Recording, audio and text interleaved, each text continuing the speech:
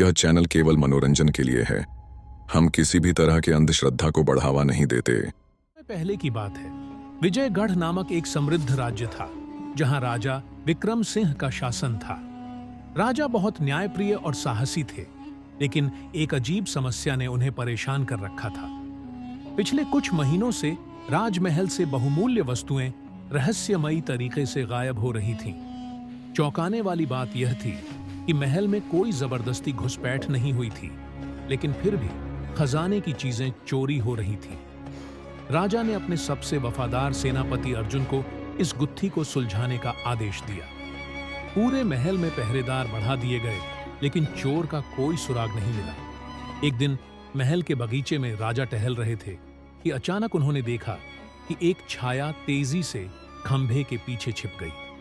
राजा ने चुपचाप अपने सैनिकों को संकेत दिया और खुद भी उस दिशा में बढ़े। जब उन्होंने खंभे के पीछे झांका तो वहां एक दुबला पतला युवक खड़ा था। कौन हो तुम? राजा गरजे। युवक डर गया, लेकिन जल्दी ही खुद को संभाल लिया। उसने झुककर कहा, महाराज, मैं एक साधारण नागरिक हूं। मेरा नाम करण है।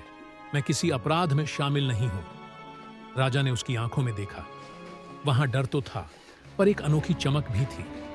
राजा को शक हुआ, लेकिन उन्होंने उसे जाने दिया।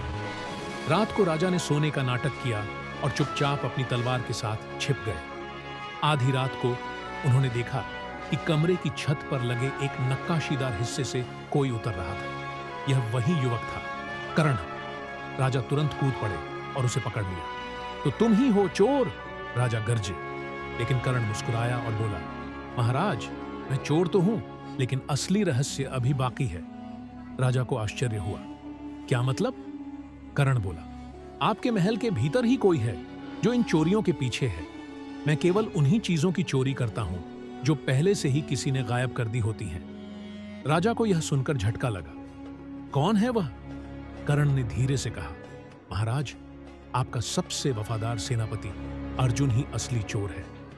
राजा ने करण की बात पर भरोसा किया और अगले दिन अर्जुन को महल के गुप्त तहखाने में बुलाया। जैसे ही अर्जुन वहां पहुंचा, करण ने गुप्त दरवाजे को खोल दिया। जहां से चोरी किया गया खजाना मिला। अर्जुन को रंगे हाथ पकड़ लिया गया और सच सामने आ गया।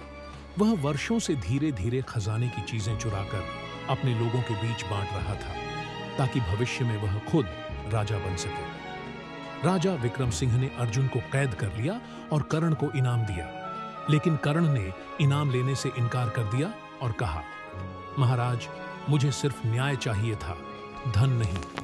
राजा उसकी ईमानदारी से प्रभावित हुए और उसे महल का प्रमुख सलाहकार बना दिया।